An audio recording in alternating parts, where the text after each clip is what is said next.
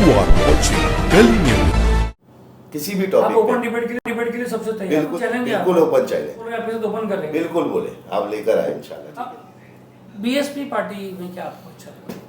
BSP party में ना बचपन से हाथी बहुत पसंद था और उसके बाद क्या था, सूंडी एक क्यों चीज है जो ताकत का इस्तेमाल करता है, अपने जो दुश्मन उस पर अटैक करते हैं, तो सूंड से। सूंडी है कि हाँ, सूंड से। जैसे आप- मस्जिद या किसी दरगाह या किसी कमेटी ने ये नहीं कहा कि आइए आप बैठ के हम बात करते हैं शुएब भाई।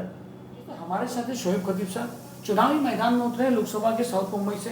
अरविंद सावंत यामिनी यादव के सामने खड़े हुए हैं, बीएसपी से हैं। शोएब भाई वेलकम टू गली न्यूज़, बहुत बहुत शुक्रिया आपका गली न्यूज़ में आने का। पहले तो ये बताइए आपका पूरा नाम क्या है? मेरा नाम मोहम्मद शुएब बशीर खतीब है। शोएब भाई क्यों चुनाव लड़ना है? चुनाव लड़ने की सबसे पहली और सबसे बड़ी वजह ये है सलीम भाई कि आज की तारीख में हम मुसलमानों को कहीं ना कहीं, बीजेपी ने तो हमको सेकंड कैटेगरी समझ ही ली, घुसपैठिया समझ ही ली, लेकिन इंडियन अलायंस ने भी कहीं ना कहीं हमको वोटों की तो उनको ज़रूरत है, लेकिन कहीं ये नहीं दिखता है कि मुसलमानों की ज़रूरत है। अगर आज ये चीज़ें, आज ये मौका था कि महाराष्ट्र के अंदर जो है 48 सीट्स है और जहाँ कहीं कहीं तो तकरीबन मुसलमानों की तादाद जो है परसेंटेज वाइज 25 से 30% भी है, जहाँ दूसरों पे इतना भरोसा किया गया है, तो क्या हमारे मुसलमान के किसी कैंडिडेट या किसी शख्सियत के ऊपर जो है वो इतना भरोसा नहीं कर सकते थे? इलेक्शन अपनी जगह पर है और मुसलमानों की जो पॉलिटिकल शऊर है वो एक अपनी जगह पर है। कैसे? आज बताइए ना मुझे, पॉलिटिकल शऊर को लेकर आज इलेक्शन तो चंद नेता जो है वो आ जाते हैं गली मोहल्ले के अंदर मुसलमानों को लुभाने के लिए, और पॉलिटिकल शऊर इसलिए कि जो बंदा 10 साल से यहाँ पर हमारे पास एमपी था, एक अलग पार्टी के साथ में था, आज वही बंदा जो है एक अलग पार्टी के साथ में कंटेस्ट कर रहा है, तो पार्टी बदल जाने के बाद में उस बंदे की काम क्या है? उतना ही पावर था जबकि वो मिनिस्टर रह चुके हैं। नहीं, पार्टी नहीं समझ रहा है, बदल के लेकिन आप मेरी बात ब्रीफ में समझिए, समझाइए। हाँ, जिसे शिवसेना, आपका कहने का मतलब है कि शिवसेना पहले की- अरविंद सावंत जी पूरा बात कर रहा हाँ, था कि लोगों बिल्कुल, को पूरे अरविंद अरविंद सावंत सावंत जी जो 2 टर्म एमपी है वो पहले बीजेपी और शिवसेना के साथ में थे। हाँ, ऐसा। और आज जो है वो यूपीटी उदय साहब के शिवसेना जो कांग्रेस अलग और बनी ये है, अलग पार्टी है। तो उसके कैंडिडेट है और उसके अंदर जो इनका अलायंस बना है इंडिया के अंदर, इंडिया गठबंधन जो है या इंडियन अलायंस जो है, जिसमें कांग्रेस और सारी पार्टियां मिलकर जुड़ी है, तो आज हमारे पास वो शऊर क्यों नहीं है कि आज हमको हम डिमांड, अगर इतना स्ट्रांगली मुस्लिम वोट बैंक है कि आज वो कहीं ना कहीं साउथ मुंबई के अंदर, हम साउथ मुंबई की बात करते हैं कि वो कहीं ना कहीं आज किसी एमपी को बनाने या जिताने के लिए उसके वोट की अहमियत है, तो क्यों नहीं हमारे को हमसे डिस्कशन, यानी कि कौम के जिम्मेदार या कौम के लोग या जो चीज़ें हो सकती थी बैठ के, फिर क्यों नहीं इंडियन अलायंस को ये लगा और चीज़ जो है वो दूसरी तरीके या दूसरे रुख पे क्यों नहीं गई, क्यों नहीं किसी मुसलमान को इसकी अहमियत दी गई? यानी मुसलमान को टिकट क्यों नहीं दी? हाँ बिल्कुल, क्योंकि आज जो है साउथ मुंबई में आप देख रहे होगे, आप तो, आपका चैनल इतना बड़ा है और सारी चीज़ों को आप घूमते फिरते, तो आज हर कोई जो है वो मुसलमानों को लुभाने की कोशिश कर रहा है, तो इसका पता ये चला है कि आज मुसलमान जो वोट्स है वही कहीं ना कहीं बहुत अहमियत के हामिल है। तो इस बुनियाद पे क्यों हमको सेकंड कैटेगरी का या हमारे को मुसलमानों के वोट की अहमियत को समझ के और मुसलमान को नहीं समझ रहे? यही बात समझ के संविधान खतरे में है जो बता रहे हैं, और जो हालात चल रहे हैं पहले से, जो बीजेपी की स्टेटमेंट आ रहे हैं, मोदी जी अभी भी कह रहे हैं, तो घुसपैठियाँ कह रहे हैं मुसलमानों को, ये कह रहे हैं, तो कहीं ना कहीं उन्होंने ये सोचा होगा कि भाई हम मिलके इनको डिफेंड करें। इस पर आपका क्या कहना है? देखिए, संविधान को बचाने की लड़ाई जो है, अगर मुस्लिम कैंडिडेट भी खड़ा होता इंडियन अलायंस से, तो वो भी उसका भी एजेंडा यही रहता, एजेंडा तो बदल नहीं जाता। अगर आज अरविंद सावंत को टिकट दी गई है तो एजेंडा वही है कि संविधान को बचाना है, हम एजेंडे के खिलाफ नहीं जा रहे। एजेंडा वाकई में अगर वो एजेंडा है कि संविधान को, हमको डर है कि संविधान को ख़त्म कर दिया जाएगा, संविधान को बदल दिया जाएगा, ये मुसलमानों का इस मुल्क में आखिरी इलेक्शन है, इसके बाद से वोटिंग राइट्स ख़त्म कर दिए जाएंगे, तो क्या वजह है कि सारी चीज़ों को समझते हुए हमारा एजेंडा तो एक फिक्स हो गया, हमारे एजेंडे की चीज़ें तो, हमारा डिस्कशन तो एक हो गया, लेकिन क्यों हमको कैंडिडेट नहीं दिए? हम एजेंडे के खिलाफ नहीं जा रहे, बिल्कुल ये चीज़ें होंगी, क्या वो मुस्लिम बंदा जो जीत कर जाता तो वो क्या अलग बात नहीं करता। वो अलग बात नहीं करता ना, वो इनके इसी लिए एजेंडे से के बात- साथ में चलता। वो फिर भी आज कहीं ना कहीं आपने जब फॉर्म भरा, जब आपने फॉर्म वापस नहीं लिया, कुछ लोग इंतज़ार कर रहे थे कि शोएब खतीब फॉर्म वापस लेगा, जब आपने फॉर्म वापस नहीं लिया तो क्या बैकफायर आया आपको कम्युनिटी से? नहीं बैकफायर, देखिए मेरी बात सुनिए, कुछ लोगों ने कम्युनिटी को हाईजेक कर लिया है। बैकफायर वही लोग कर रहे उसमें हैं, से कौन पॉलिटिशियन है? पॉलिटिशियन, बिल्कुल पॉलिटिशियन। जो पॉलिटिशियन है वो पॉलिटिशियनों ने ही आज मुसलमानों को अपना, उनके वोट्स को वो समझ रहे हैं कि हमारे पास सारी चीज़ों को लेकर जो है हम ही डिसाइड करेंगे। बैकफायर आने की बात तो कहीं ना कहीं इस चीज़ों को लेकर जो है एक आम मुसलमान, ये साउथ मुंबई का मुसलमान जो है, मुझे तो कहीं कॉल नहीं किया कि शोएब भाई फॉर्म वापस ले लो। मुझे किसी मस्जिद या किसी दरगाह या किसी कमेटी ने ये नहीं कहा कि आइए आप बैठ के हम बात करते हैं शोएब भाई। अगर पॉलिटिशियन अगर मुझको बोल रहा है, पहली बात तो किसी पॉलिटिशियन ने भी नहीं कहा, जिसे आपने कहा बैकफायर, तो बैकफायर जो है ये वही लोग कर रहे हैं जिनको कहीं ना कहीं ये लग रहा है कि आज मुसलमान जो है वो हमारी अहमियत को शोएब खतीब के ज़रिए लोगों तक के समझ में आएगी। तो असल चीज़ तो यही है सलीम भाई कि हमको अपनी अहमियत को समझना है। आज अगर हम कहीं ना कहीं पॉलिटिक्स में खड़े हो रहे हैं तो ये लोगों को एक मैसेज भी देना है कि पॉलिटिक्स जो है वो हमको उतना ही ज़रूरी है जितनी दूसरी चीज़ें इस मुल्क में रहते हुए हमको ज़रूरी है। मस्जिद के आपने बात की, मस्जिद के लोग ये नहीं है, आप एक बड़े अदारे से आते हैं, जामा मस्जिद ट्रस्ट पूरे वर्ल्ड में फेमस है, मुंबई ट्रस्ट। तो मस्जिद के ट्रस्ट होने के बाद अगर आप एक कौम के जो लोग हैं जो आज एकमत होकर जो चल रहे हैं, जो एक मुस्लिम अनडिवाइडेड वोट जो है, जो डिवाइडेड वोट था वह एक हो गया, उसके खिलाफ चल रहे, तो आपकी मस्जिद, आपकी जो पोस्ट है as a trustee of Jama Masjid, और जो दूसरे ट्रस्टियान हैं, चेयरमैन हैं, आपके कमेटी के लोग, उनका इस पर आपका क्या रिस्पॉन्स है? देखिए जामा मस्जिद ट्रस्ट अपनी जगह पे और शोएब खतीब का इंडिविजुअल डिसीजन एक अपनी जगह पे है। आज जो चीज़ें हमने महसूस की है कि हमारे को कहीं ना कहीं इस इलेक्शन के अंदर अपनी मौजूदगी का एहसास दिलाना है। आज आप जो बता रहे हैं कि एक जगह सब हो गए, आज कोई भी इस चीज़ को डिसीजन नहीं ले सकता है कि मुसलमान का वोट या नॉन मुस्लिम्स का वोट, क्योंकि आज आप भी देखें कि नॉन मुस्लिम ने तो खुलकर अभी तक के कहीं पे ये नहीं कहा कि हम किसको वोट देंगे। आज तो वहाँ किसी ने भी नहीं कहा, किसी तो ने बोर्ड भी में नहीं मालूम पड़ता है कौन कहा। देता तो है। हम क्यों अभी से गुमान लगा देंगे कि भाई मुसलमान जो है वो इसको ही वोट देगा। ये तो वो लोग का एक स्ट्रेटजी है, ये आप भी समझते हैं, मैं भी समझता हूँ कि लोगों को किस तरीके से माइंड को डाइवर्ट करना है, एक हवा बनाना है, एक लोगों को दिखाना है, असल मुद्दे से हटाकर सारी चीज़ों को अपने हिसाब से चलाना है। ग्राउंड रियलिटी भी तो सामने है ना कुछ। ग्राउंड रियलिटी अगर कहीं पे इस चीज़ को लेकर है कि भाई कहीं पे हमको इंडियन अलायंस को सपोर्ट करना है, तो मैं आज भी कहूँगा कि इंडियन अलायंस को अगर हमको सपोर्ट करना ही था तो हमको दरगुजर क्यों किया गया।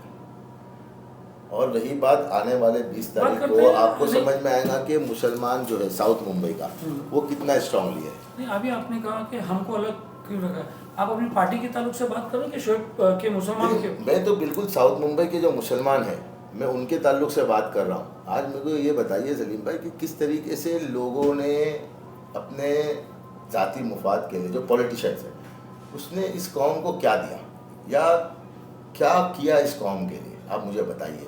10 साल अगर एक बंदा MP था, उस 10 सालों में साउथ मुंबई में खुसूसी तौर पे आप मुझे बताइए कि भिंडी बाज़ार, मोहम्मद अली रोड, नागपाड़ा या क्राफर्ड मार्केट, ये चीज़ों पे क्या डेवलपमेंट हुआ है, क्या सहूलतें हमको मिली है।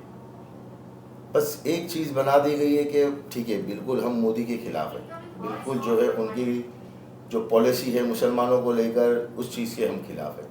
लेकिन मुझे ये बताइए ना कि आज जिनके ऊपर हमने भरोसा किया तो वो पहले भी थे, तो उन्होंने क्यों नहीं कोई पॉलिसी हमारे लिए फ्रेम की, क्यों हमारे लिए बेसिक ज़रूरतें जो थी उसको कहीं क्यों नहीं इम्प्लीमेंट किया गया, जबकि मिनिस्टर रह चुके। तो आज हमको कहीं ना कहीं तो उठना है। आपके फॉर्म बनने से पहले आपने अरविंद सावंत से मुलाकात की, उनको वहाँ पर बुलाया जी, रोज़ा की दावत दी, तो रोज़ा तो बाद में ऐसा क्या लगा कि बात आपको सुनिए, अरविंद कि सावंत उनके साहब सामने को आप खड़े अरविंद सावंत साहब की बात नहीं है, हमने कवर किया था वो सब। तो मैं बता रहा हूँ ना, सिर्फ अरविंद सावंत साहब की बात नहीं है। उधर पे अमीन पटेल साहब थे, दूसरे MLA वारिस पठान साहब थे, और उससे पहले हम तो जामा मस्जिद जो है वो सिर्फ रोज़ा खोलने के लिए नहीं, हम तो जामा मस्जिद ने तो एक स्टैंड बनाया है कि मस्जिद में आओ और हमारी इबादत कैसी होती है, हमारे रोज़े कैसे रखे जाते हैं, हम मुंबई पुलिस को बुलाते हैं, हम डॉक्टर्स को कमेटी को बुलाते हैं। तो सिर्फ अरविंद सावंत साहब की बात नहीं है, वो हमारे एरिया के एमपी थे, उस बुनियाद पर हमने उनको बुलाया। तो आपने उनको दिखाया था, फिर बाद में ऐसा क्यों लगा कि तो वो अपनी जगह पे ही, अपनी जगह पे ऐसा लगा, मतलब हम तो, हमारा जाति है ना, हम तो इस मुल्क में रहते हैं, तो हमारा हक है इलेक्शन लड़ने का। चलो अगर आप इलेक्शन जीत जाते तो जो बातें आप कर रहे हैं आप अकेले कैसे सुधार सकते हैं, क्योंकि महाराष्ट्र से तो कोई मुसलमान है ही नहीं। अब इसकी सबसे बड़ी मिसाल जो है, आसाम के अंदर आपने सुना होगा बदरुद्दीन अजमल साहब जी, एक वो वाहिद बंदा है। आज आप जाके AIDUF देखिए, आज आप जाके देखिए कि आसाम के अंदर का डेवलपमेंट, वहाँ के लोगों को सहूलत है, वहाँ के लोगों के लिए कितना काम है। एक वो भी तो मुस्लिम है। तो आप बोलते हैं कि एक शख्सियत की बुनियाद पे कोई फैसला नहीं होता किसी चीज़ को। आप पार्लियामेंट में जो है, आपको दो चीज़ें हैं, एक तो आपको आपके एरिया के डेवलपमेंट के लिए कहीं ना कहीं जो स्कीम्स बनती है, जो सब मिलकर बनाते हैं, उसको आपको अप्लाई करना है। और एक चीज़ ये रहती है कि किसी बिल के अपोज के वक्त वहाँ पे आपको जो है वो क्वांटिटी दिखाना पड़ेगी, वोटिंग होगी। तो ये सारी चीज़ें कहीं ना कहीं टेक्निकली बात रहती है कि एक शुएब खतीब के जाने से क्या होगा। एक शुएब खतीब के जाने से वो फिक्र लेकर जाएगा कि किस तरीके से हम कौम के लिए बेनिफिट काम करें। आंकड़े की बात करते हैं, आंकड़े बात करते हैं तो लोग आंकड़े बताते हैं कि भाई ये जो है बंदा, जो भी XYZ खड़े हो रहे हैं अपोजिट में, क्योंकि अरविंद सावंत को यहाँ पर मुस्लिम लोग बहुत सपोर्ट कर रहे हैं, उद्धव ठाकरे को सपोर्ट कर रहे हैं। तो आंकड़े की बात करें तो जीतने तो दूर, हराने में आप लोगों का नाम आ रहा है जो खड़े हैं। अब वो तो लोगों की पॉलिसी है ना, मैं बता रहा हूँ ना, हम तो पूरी कोशिश करेंगे जीतने के लिए लड़ रहे हैं। अब लोग बोलेंगे कि हराने के लिए लड़ रहे, हराने के लिए खड़े हुए या वोट काटने के लिए खड़े हुए, तो हर एक का इख्तियार है खड़े होने का। वो तो असल चीज़ तो जो है यानी वो आप अपना डेमोक्रेटिक राइट यूज़ करें। बिल्कुल 100%। जी। आपको मैं बताऊँ, सलीम भाई जो है सिर्फ शुएब खतीब साउथ मुंबई से नहीं खड़ा हुआ है, 14 लोग खड़े हैं, उसमें से 6 मुस्लिम से और 8 नॉन मुस्लिम से। तो आज कहीं ना कहीं शुएब खतीब को लेकर आप जिस तरीके की बातें हो रही है, आप जिसे बता रहे, मुझे तो नहीं पता कि किस तरीके की बातें हो रही है, लेकिन क्यों अब जो 14 लोग खड़े हैं और कोई कोई कॉन्स्टिट्यूशन के अंदर तो तकरीबन 28 लोग भी खड़े हैं, तो वो हक है ना खड़े होने का। और मेरा तो यही कहना है कि आज मुसलमान के पास जो है, मुसलमान कहीं ना कहीं इन चीज़ों से हिचकिचाता था, लेकिन आज अगर हमारे खड़े रहने से आने वाले वक्तों में ये रास्ते खुलते हैं, जैसे 5-6 महीने के बाद में फिर इलेक्शन है, तो कहीं ना कहीं मुसलमान बेदार तो होंगे, कहीं ना कहीं हमको शुरुआत तो करनी है। अगर इस बुनियाद को लेकर भी हम खड़े हो रहे कि आज इलेक्शन लड़ना कितना आसान है सलीम भाई, आप फॉर्म भरे ना, अपने लोगों के बीच में जाए, अपने लोगों को समझाए और इलेक्शन लड़। क्यों एक हवा बना के रखा गया है, ठीक है ना, हार जीत अपनी जगह पे, लेकिन इस बुनियाद पे कि हम मुसलमानों को कहीं ना कहीं इस चीज़ के शऊर में नहीं लाएंगे तो फिर कैसा चलेगा। आरोप लग रहा है कि आपको सामने वाली पार्टी ने खड़ा किया है ताकि जो भी डिफरेंस का वोट अगर शुएब खतीब, तो ये तो आरोप ही लग रहे हैं ना। मसला ये है ना सलीम भाई, मैं आपको बता रहा हूँ ना कि सिर्फ शुएब खतीब नहीं ना, 14 लोग खड़े हैं। 14 की बात करो, 14 लोगों को आज जो है पॉलिटिक्स है, किसने किसको खड़ा किया वो बात की आज ये पॉलिटिक्स है, पॉलिटिक्स की बुनियाद पे प्लॉट हकीकत क्या हम आपसे आपको बीजेपी ने खड़ा जो किया है आपको ना, शिवसेना का शिंदे ने खड़ा किया है? बीजेपी ने खड़ा किया। हम बीजेपी की खुलकर मुखालिफत करते हैं, हम शिवसेना की खुलकर मुखालिफत कौन सी करते हैं, शिवसेना? दोनों शिवसेना, जी। क्योंकि यहाँ पे जो है वो दोनों शिवसेना खड़ी है। तो सारी चीज़ें, चाहे वो इंडियन अलायंस एक शिवसेना को सपोर्ट करे और बीजेपी अलायंस एक शिवसेना को सपोर्ट करे, हम दोनों शिवसेना की बिल्कुल मुखालिफत करते हैं और हम अपने ज़ाती तौर पर खड़े हुए हैं कि किस तरीके से हमको ये बेदारी मुहिम को लोगों तक के लेके जाना। कुछ लोगों ने ऐसा कहा है कि कौम का गद्दार है।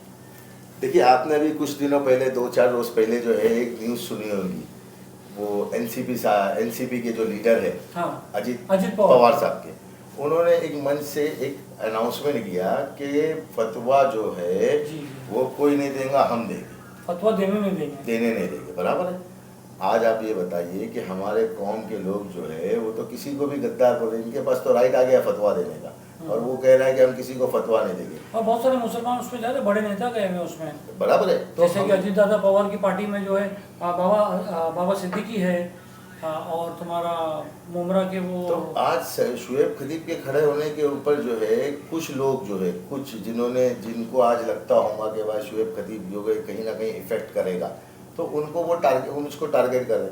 लेकिन आज अगर वाकई में इतनी बड़ी बात है तो मुझे बताइए ना, किस मुस्लिम नेता ने, इंडियन अलायंस के किसी एक मुस्लिम नेता ने उस बंदे के अगेंस्ट में कोई बात किया, कोई स्टेटमेंट दिया? आज आपके मुसलमानों के बेसिक, हमारे शरई बेसिक हुकूक है। कोई भी चीज़ को हमको उलमा इकराम से फतवा लेना है, सही और गलत जो है वो शरीयत हमको सिखाती नहीं, तो है। वो तो ये कह रहे ना कि हरा दो, तो हम भी तो, लेकिन आवाज़ क्यों नहीं, आज मुझे बताइए ना, मुखालिफत क्यों नहीं मुखालिफत क्यों नहीं की गई? उस चीज़ को लेकर क्यों नहीं कहा गया कि फतवा ये तो हमारा हक है? अरे एक तो वो तो कॉन्स्टिट्यूशन है। हमारी पार्टी ने नहीं बोला। नहीं बोला तो आप जब मुसलमानों के इतने दम भरते हैं तो आपने उसकी बात सवाल करना चाहिए, सवाल करना चाहिए था, उसके ऊपर प्रोटेस्ट करना चाहिए। आज जी बिल्कुल क्यों नहीं किए? क्यों हम जो है आप जैसे बता रहे कि मुस्लिम नेता उस मंच पे थे, उस मुस्लिम नेता ने क्यों नहीं खड़े होकर कहा, जो पहले कहीं ना कहीं किसी और अलायंस पार्टी में थे फिर कहीं चले गए? तो आज मुझे यही कहना है ना कि आज हम एक डर की राजनीति में जी रहे कि आप डरो और हम आपको डराएंगे। एक सवाल ये उठता है कि हमने भी आदित्य ठाकरे से एक सवाल किया था, आपको पता है क्या सवाल किया था, कि जीत के बाद क्या शिवसेना उद्धव ठाकरे बीजेपी से मिलेगी, क्या मुसलमान को धोखा, इस बारे में आपको क्या? देखिए अब मुझे बताइए, सबसे पहली चीज़, आप जब यहाँ पे इलेक्शन हुए थे, एमएलए के इलेक्शन हुए थे और मुख्यमंत्री बनने की बात थी, कितना ड्रामा खेज हुआ था, क्या नहीं हुआ था? रातों रात सुबह में जो है 6 बजे अजित पवार साहब ने जाके शपथ ले लिए थे, देवेंद्र फडणवीस साहब जो बन गए थे, उसके बाद में फिर उदय साहब के साथ में जो मामला हुए, जो चीज़ें हुई, तो पॉलिटिक्स की क्या मतलब हम उसकी वैल्यू को समझें। कल जब 2014 और 2019 में यही कैंडिडेट जो है मुसलमानों के खिलाफ बोलते थे, आप उनके बयान उठा के देख लें, यूट्यूब के ऊपर आपके चैनल पे भी होंगे, कई चीज़ें होंगी, क्या क्या बहुत से बयान रहते थे जो मुसलमानों के खिलाफ रहते तो अरविंद सावंत जी थे का कि चांद पे बोला, झंडा हम तो लहराएंगे, अगर नहीं जीते तो हम जो हमने है। तो अरविंद सावंत जी का अभी 2 दिन पहले ही एक मुसलमान एरिया में बयान देखा, उन्होंने तो बहुत अच्छी बात क्या अच्छी बात की, मुस्लिम एरिया में जो है भगवा झंडा लहर गया। हाँ, मतलब मुस्लिम तो एरिया में भगवा झंडा कब्जा हो गया, और क्या भाई मस्जिदों को एफएसआई दिया गया, और बहुत सारी कौन सी ऐसी बातें- मस्जिद को एफएसआई? नहीं, पूरी ओवरऑल मस्जिद को एफएसआई आप पहले बात तो ये है कि गवर्नमेंट के ऑफिशियल जीआर निकाल के मुझे ये बता दे कि गवर्नमेंट ने मस्जिद बनाने के लिए कहाँ परमिट किया है। जो मस्जिदें बन गई वो बन गई, चली जाए। नहीं, मस्जिद नहीं, एफएसआई बढ़ाने की बात नहीं, ठीक है ना, कि बाला साहब FSI ठाकरे ने, वो वही बता रहे हैं कि बाला साहब ठाकरे ने कितनी मस्जिदों के आज ये एफएसआई का जीआर कब पास हुआ? वही पूछ रहा हूँ ना मैं उनको, वो तो बताएंगे तो ना। मुझे ये आप बताइए ना, अभी आप मस्जिद मुझे की ये है। बताइए ना, कब जीआर पास हुआ और कब ये चीजों को लेकर। तो आपको कहने का मतलब कि वो नहीं, दावे अगर सही हुआ नहीं? भी है, दावे सही भी है, तो उसका अमल कहाँ हुआ, उसमें कहाँ अमल हुआ, ये बताइए मुझे। अगर दावे हकीकत में भी है, एक एमपी जो है वो अगर कोई मन से बात कर रहा है तो वो हवा में बात नहीं कर रहा है, हम उनके दावों पे शिंदे नहीं कर रहे, हम उनके दावों पे शक नहीं कर रहे, लेकिन उस दावों की बुनियाद और उस दावों की हकीकत में 10 साल में मुसलमानों को क्या मिला? अगर एक मस्जिद को ही लेकर, आज मस्जिद के अलावा जिंदगियां हैं, मस्जिद तो अल्लाह के घर है। वो फिर उन्होंने छत्रपति शिवाजी महाराज की बात की कि किसी और एक मुस्लिम लेडीज को पेश किया गया, तो उन्होंने ये क्या, मतलब सब उस चीज़ों से साबित क्या हो रहा है? हम ये साबित कर रहे हैं कि हम मुसलमानों के साथ हैं।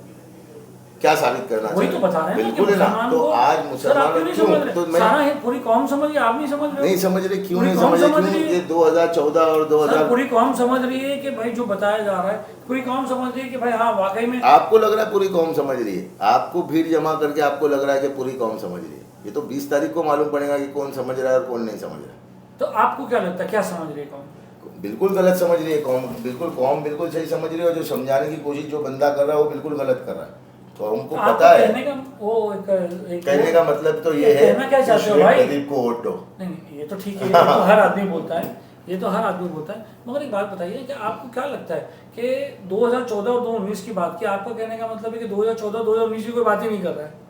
क्या कर रहे हैं बताइए ना मुझे।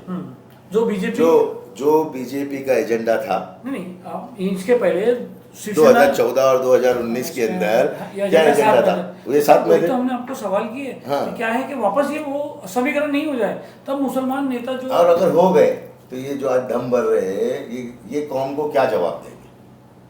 हम तो नहीं कह रहे कि भाई इसको वोट दो या उसको वोट दो, हम तो कह रहे हैं कि हमको वोट दो। जी जान से कह रहे हैं सबको कि वोट दो, नहीं तो हम- बराबर है। और ये जो मांग रहे हैं वोट, और कल को ये चीज़ें फिर से वही समीकरण में आ गई, तो ये नेता मुसलमानों को क्या जवाब देंगे? कॉन्स्टिट्यूशन चेंज होने वाला है, हमारे मसाजिदों पे, हमारे जो भी सब कुछ है उसके ऊपर आ जाएंगी, हमारे 400 पार बोलना है ना कि अगर वो कॉन्स्टिट्यूशन चेंज के बारे में आप क्या कहना चाहोगे, मतलब क्या समझ है आप? कॉन्स्टिट्यूशन चेंज अगर होता है, एक संविधान है, इस मुल्क का एक संविधान है, कानून बना हुआ है, ठीक है ना। उस कानून के हिसाब से ही सारी चीज़ें चलनी चाहिए। वो कानून जो है इस मुल्क में हर मज़हब के, हर वक्ती के, हर एज के, हर चीज़ों को देखकर ध्यान में रखकर बनाया गया है। अगर वो चेंज हो जाएगा तो ये मुल्क मुल्क नहीं रहेगा। तो यही तो कह रहे हैं तो हम भी तो यही कह रहे हैं ना, तो ये तो हम भी कह रहे हैं। हमारा भी एजेंडा यही है। इसी एजेंडे की बुनियाद पर शोएब खतीब को वोट दो। मगर आप घुमा फिरा के आपको ये कहना, वो भी तो यही कह रहे हैं कि भाई वो, हम भी तो यही कह रहे हैं कि बीजेपी की मुखालिफत करो, बिल्कुल जो है हम घुसपैठिया नहीं है। तो वो तो कह रहे हैं कि बीजेपी ने आपको इनको हराने के लिए अब मैं तो ये कह रहा हूँ कि बीजेपी के वो खुद कहीं ना कहीं मिलकर अगर आगे चले गए तो क्या करेंगे। अब उनसे तो जवाब लो। आप जब ये कह रहे हैं कि मुझको उनको हराने के लिए बीजेपी ने खड़ी किया, मैं तो कहता हूँ जीतने के बाद अगर वो बीजेपी में चले गए तो क्या करेंगे। अगर आप उनके साथ रहते, चलो ठीक है, आप नहीं मानने को तैयार क्योंकि आपने अपना फैसला दे दिया, आप इलेक्शन लड़ने के लिए खड़े हो गए, अपनी किस्मत आपने लगा है, जी रात सब अल्लाह के हाथ में। हाँ बेशक बेशक। तो अभी ये बताइए कि कोई किसी को नहीं मालूम था कि अरविंद केजरीवाल की पार्टी आज दिल्ली संभालेगी, मतलब वो तो सब टर्न होता है। अभी हमें को ये बताइए कि एज ए शोएब खतीब अगर उनके साथ होता तो क्या डिमांड रखता, मतलब मैं तो अपने एजेंडे बनाता। आज आपका एजेंडा क्या है? आज हर पार्टी अपना एजेंडा देती है, अपना एजेंडा ना। आज मुझे बताइए ना कि हमारे पास जो है सबसे पहली चीज़ तो ये है कि हमारे पास क्या बेसिक सहूलतें हैं। आज हमारे एरिए के अंदर, हमारे साउथ मुंबई के अंदर, आप साउथ मुंबई बोलोगे कि मुसलमानों बोलेंगे? मैं तो बोलूँगा कि आज आप किस पे डिपेंड है, आज किस पे डिपेंड है आप? मैं तो सारी चीज़ों की बात कर रहा हूँ ना कि बिल्कुल आज माइनॉरिटी के अंदर जो है आपको क्या बेसिक सहूलतें हैं, आप मुझे बताइए ना बेसिक सहूलतें क्या है। आज जो हॉस्पिटल्स, गवर्नमेंट के हॉस्पिटल है सलीम भाई, आपको भी पता है, आप कोई भी गवर्नमेंट के हॉस्पिटल जाके देखिए कि किस तरीके से वहाँ पे चीज़ें हैं और क्यों ये बात होती है कि हम सारे काम करेंगे। आज अगर उनका कोई एजेंडा है या कोई और उनका मैनिफेस्टो है, ये चीज़ों को उन्होंने 2014 और 2019 में भी लोगों को बोला होगा, तो उस पर अमल क्यों नहीं हुआ। मैं आपसे सवाल करता हूँ ये कि एमपी साहब कितनी मरतबा साउथ मुंबई में विजिट किए 10 साल में? मुस्लिम एरिया बोलिए या तो जो भी माइनॉरिटी एरिया बोलिए, कितनी बार? मुसलमान ने तो कहा है कि भाई विजिट जो है एरिया में तो कम हुआ है। तो आज अगर आप वो चीज़ों को मैं कह रहा हूँ तो वो चीज़ें आपको इफेक्टेड क्यों लग रही है? आज आप सारी चीज़ों को जानते हैं सलीम भाई। आज जो गली न्यूज़ जो है वो अगर चल रहा है और लोगों तक के पहुँचता है तो वो सच्चाई की बुनियाद पर पहुँचता है, क्योंकि आप सच दिखाते हैं।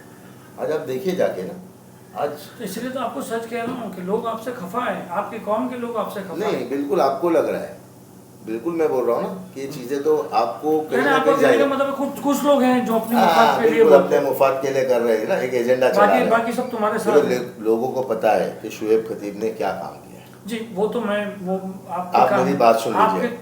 आपको लोगों को ये समझ में आना चाहिए कि हमने क्या काम किया है ना, हम उस काम की बुनियाद की लोगों को। भाई मैं पर्सनली एज अ सलीम गली न्यूज़ कि मैं बोलना चाहता हूँ कि जो काम आपने किया वो सबको पता है। जो कोविड के टाइम पे जो बॉडीज को लेना, जो मेहनत करना, वो आपने बेशक किया हुआ। तो क्या वो सब काम आप इसका लोग आज आपकी तारीफ करते हैं उस चीजों को लेकर, तो मैं तो ये चाह रहा हूँ कि जो आप अब जो खड़े हैं वही लोग आवाज उठा रहे हैं। नहीं उठा रहे, बिल्कुल नहीं उठा रहे। आपको लग रहा है कौम के साथ नहीं है, ये बिल्कुल कौम के साथ, और कौम यहाँ तक तो लोग ने ये बोलते हैं कि गद्दारी कर रहा है। देखिए वो लोग गद्दारी, सुनिए ना, सुनिए वो लोग कौन है? वो गद्दारी कहने वाले वो 1 या 2 लोग बराबर है। क्यों अगर हमारा कोई इमाम या कोई मस्जिद का मौलाना आज अरेस्ट होता है, अरे ठीक है वो गलत सही कोर्ट डिसीजन लेगी, लेकिन एक स्टेटमेंट दिया उन मौलाना जो लोगों ने मुझे गद्दार कह रहे हैं, आप जैसा बता रहे हैं इतने जोश से कि कौम के लोगों ने आपको गद्दार कहा, क्यों किसी ने उनकी हिमायत में या कहीं पे उस चीज़ को लेकर कभी कोई बात की? आज उनके फेसबुक और व्हाट्सएप पे उसको क्यों नहीं चला? किसकी बात? सलमान आजारी साहब की बात कर रहे हैं? मैं सारी चीज़ें कह रहा हूँ कि आज कहीं ना कहीं आज हमारे क्यों जब हक बात आती है तो कहाँ चले जाते हैं ये?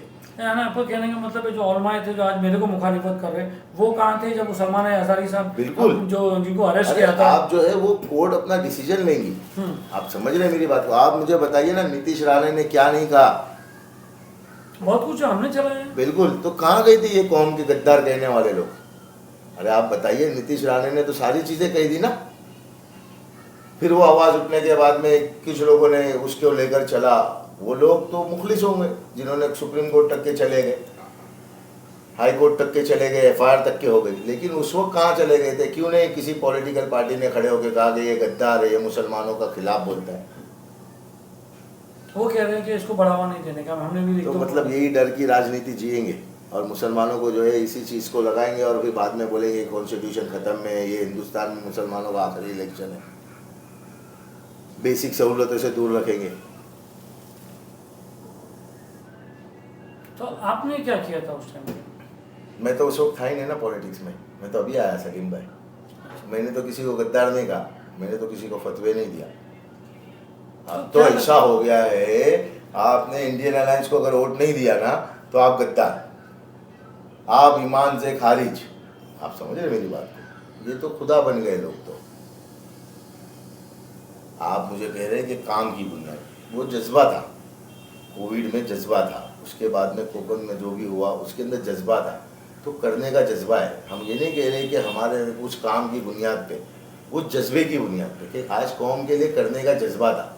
सलीम भाई आप भी उस वक्त मौजूद थे, वो जज्बे किसके पास थे, कितनों के पास थे, आप बताइए मुझे। सही बात है। मैं वो जज्बे की बुनियाद पे बात कर रहा हूँ, मैं उस काम की बुनियाद पे लोगों को नहीं कह रहा हूँ, मैं ये कह रहा हूँ उस जज्बे की बुनियाद पे कि हमारे अंदर जज्बा है करने का, तो हमको क्यों नहीं मौके दिए जाते? अच्छा, एक बात और कहीं से सुनने में आई थी, हमारा तो काम है सुन के देना, सुनने में आई थी कि शोएब खतीब पहले बीजेपी ज्वाइन कर रहा था, फिर बीजेपी ज्वाइन नहीं किया। चलो अगर आप देखो, लोग थ्योरी लगा, हाँ ठीक है, ठीक है। एक थ्योरी ये भी चल रही है कि शोएब खतीब बीच में बीजेपी ज्वाइन किया, फिर फटक से मना कर दिया कि मैं बीजेपी में भी नहीं जाऊंगा। तो अगर आप बोलते हो कि मैं पैसे नहीं लिया या नहीं लिया या मैं को किसी खड़ा नहीं किया, हाँ। तो एक दूसरी थ्योरी चल रही है कि ये थ्योरी मैंने बनाया हूँ कि शायद शोएब खतीब को प्रेशर आएगा, ये अभी बीजेपी से प्रेशर आएगा, बिल्कुल नहीं कि तो नहीं, ऐसा किया ना है, कोई हुकूमत की तरफ से प्रेशर आया ना बीजेपी की तरफ से प्रेशर आया। ये मेरा हक समझा। और सबसे पहली और सबसे बड़ी बात सलीम भाई सिर्फ एक ही बात है कि मुसलमानों के अंदर ये चीज़ को साबित करना है कि हमारे पास ताकत भी है इलेक्शन लड़ने की और जज्बा भी है। ताकत तो आज वन साइड है पूरा, खाली शोएब खतीब अलग जा रहा है। ठीक है ना, आपको बोला ना 20 तारीख को समझ में आएगा ठीक है। शोएब भाई बहुत बहुत शुक्रिया आपका हमारे को बात करने के लिए। मैं चाहूँगा कि अगर आप अपील करना चाहें तो आप अपील कर सकते हैं। मैं गली न्यूज़ हमारे सलीम भाई का चैनल है, कौम का चैनल है, इस चैनल के ज़रिए मैं अपील करूँगा कि मैं साउथ मुंबई के इलेक्शन में खड़ा हूँ और मेरी निशानी जो है वो हाथी है और बैलेट पर जो है वो 2 नंबर है। आप जो है एक अपने भाई को, उस भाई को जिसके अंदर वो जज्बा है कौम का, जिसके अंदर वो कभी फेल नहीं हुआ, अपने फ़र्ज़ के साथ में वो काम किया है, उस फ़र्ज़ की बुनियाद पे आपसे अपील करता हूँ कि आप जो है मुझे ज़्यादा से ज़्यादा वोट दें। और हम सलीम भाई को कहेंगे कि आपको कहीं कोई ऐसा मुद्दा लगे, कहीं कोई हक बात करनी हो, कहीं आप कुछ सुने, तो आप बिल्कुल मेरे साथ में बैठे। और अगर किसी को मुझसे बात करनी है, चाहे वो कोई भी हो, किसी भी टॉपिक, ओपन डिबेट के लिए सबसे तैयार, बिल्कुल तैयार है, ओपन चैलेंज, बिल्कुल ओपन चैलेंज है। जो लोग बोल रहे हैं आप ओपन कर रहे हैं, बिल्कुल बोले, आप लेकर आए इंशाल्लाह, ठीक है ना। कि ये चीज़ें, और एक चीज़ समझना चाहूँगा सलीम भाई, और आप भी समझिए कि आज जो है अपने लग में थोड़ी हदीस वगैरह की बात करना क्यों आजकल बहुत निकली है। अल्लाह के नबी सल्लल्लाहु अलैहि वसल्लम ने मुनाफिकों की लिस्ट बनाई थी क़यामत तक के आने वालों की, लेकिन कहीं जाहिर नहीं किया किसी को अपनी हयाती में कि तुम मुनाफिक हो। उनके जनाजे में नहीं जाते थे तो लोग समझ जाते थे कि ये मुनाफिक है। लेकिन आज का मुसलमान, जो कुछ मुसलमान जिन्होंने अपनी आने वाली राजनीति, आप समझ रहे कि नहीं, अगर आज हम वाह वाह करेंगे तो आने वाली राजनीति हमारी चमकेगी। उनके जो लोग हैं या उनके लोग हैं वो खुलेआम लोगों को फतवे देते हैं ये मुनाफिक है। यानी कि आज अगर हमने ये चीज़ें कि आज हमने उनके साथ नहीं दिया तो हम मुनाफिक हो गए। किस बुनियाद पे मुनाफिक हो गए? क्या कॉन्स्टिट्यूशन की बका जो है ये वो जिंदा जीत कर आएगा या हार कर आएगा? तो यानी आपका कहने का मतलब अगर ये सब लोग अगर इस चीज़ में खड़े होते हैं, नीतीश रानी के अगेंस्ट में खड़े हो जाते हैं और अरे मैं वो सारी चीज़ें बोल रहा हूँ अपनी जगह पे, खड़े होते नहीं होते, चला गया हुआ, खड़े हुए नहीं, वही बोल रहा हूँ। अगर वो सब होते तो आपको, आप पॉलिटिक्स में आने का लोग मकसद यही है ना कि आज मकसद ये है कि आज मुसलमानों को कहाँ रखा है पॉलिटिक्स में, कहाँ रखा है सिवाय शोएब खतीब सुधार देगा। अरे क्यों सुधारेगा? नहीं, क्यों नहीं सुधारेगा? आज सलीम गली न्यूज़ के चैनल के हिसाब से शोएब खतीब जो है, मुझे ये बताइए 14 लोग खड़े हैं, उन 14 लोगों में सबसे ज़्यादा इफेक्टेड शोएब खतीब क्यों लग रहा है? आप जवाब दें। आपका एक नाम है, आप एक अदारे से, आप शोएब खतीब ने लोगों में पहले काम किया होगा, आपकी दोस्ती होगी, आप इसी ठीक है ना, इसीलिए तो जो है, अगर शोएब खतीब आ रहा है और शोएब खतीब अगर जज्बे के साथ में आ रहा है तो जरूर सुधारेगा। क्या ना, आपको कहने का मतलब है लोगों की मोनोपोली नहीं चलेगी, बिल्कुल नहीं चलेगी, है ना। अभी आप आने वाले वक्तों में जो है ना, आने वाले इलेक्शन में आप देखना, इलेक्शन में आज अगर 14 लोग खड़े ना सलीम भाई, आज लोगों की इंशाल्लाह मुसलमानों की इतनी हिम्मत बढ़ेगी कि एमएलए के इलेक्शन में कसीर तादाद में लोग खड़े होंगे। पर उनको तो एकदम ब्रांड कर दिया जाता है कि गद्दार है। तो वही तो बोल रहा है। आपको तो याद है, आप और मैं खड़े थे वहाँ पर जब शिंदे साहब आए थे, उतरे थे, आप हाँ। फॉर्म भर रहे थे, तो वहाँ पर एक मुस्लिम फैमिली फॉर्म भर रही थी, जो सिर्फ 4 या 5 थे, 2 लेडीज थे, उनके हस्बैंड थे, इनका फॉर्म रिजेक्ट हो गया, जिनको नहीं, फॉर्म रिजेक्ट नहीं हुआ था, वो भरने नहीं भरने मिला। नहीं मिला था। तो ऐसे लोग और आएंगे तो जो समीकरण, देखो समीकरण पे पॉलिटिक्स चलता है शोएब भाई, हाँ बोलिए। समीकरण पे चलता है। हाँ। बीजेपी भी समीकरण करती है कि आज शिंदे से हमारे को गठबंधन रखना है, कल उद्धव ठाकरे से तो रखना है। हमको क्यों और धोखे में रखा जाता है, मुसलमानों को धोखे में क्यों रखा जाता है? बीएसपी पार्टी में क्या आपको अच्छा लगा? बीएसपी पार्टी में ना बचपन से हाथी बहुत पसंद था और उसके बाद क्या था, सूंडी एक चीज है जो ताकत का इस्तेमाल करता है, अपने जो दुश्मन उस पर अटैक करते हैं, तो सूंड से। सूंडी है क्या, सूंड से। जैसे आपको बीजेपी पार्टी तो बचपन से हाथी ना, मतलब एरिया में Powerful लगता है। पावरफुल, ताकतवर, जिस्मानी एतबार से भी और ताकती एतबार से। तो क्या आता है नहीं आपको, आपके अपोजिशन को सूंड में लपेटना है और नहीं वो हाथी का काम है। अच्छा ठीक है। तो दोस्तों ये थे शोएब खतीब साहब, अपनी बात रखी। डेमोक्रेसी कह रहे हैं कि भाई चुनाव लड़ना हमारा हक है, ब्रांड करना कि कोई गद्दार है कोई नहीं है, ये डिसाइड होगा 20 मई को, लोग करेंगे जब इलेक्शन में जाएंगे। बहुत बहुत शुक्रिया शोएब भाई जी, बेस्ट ऑफ लक आपका। Thank you.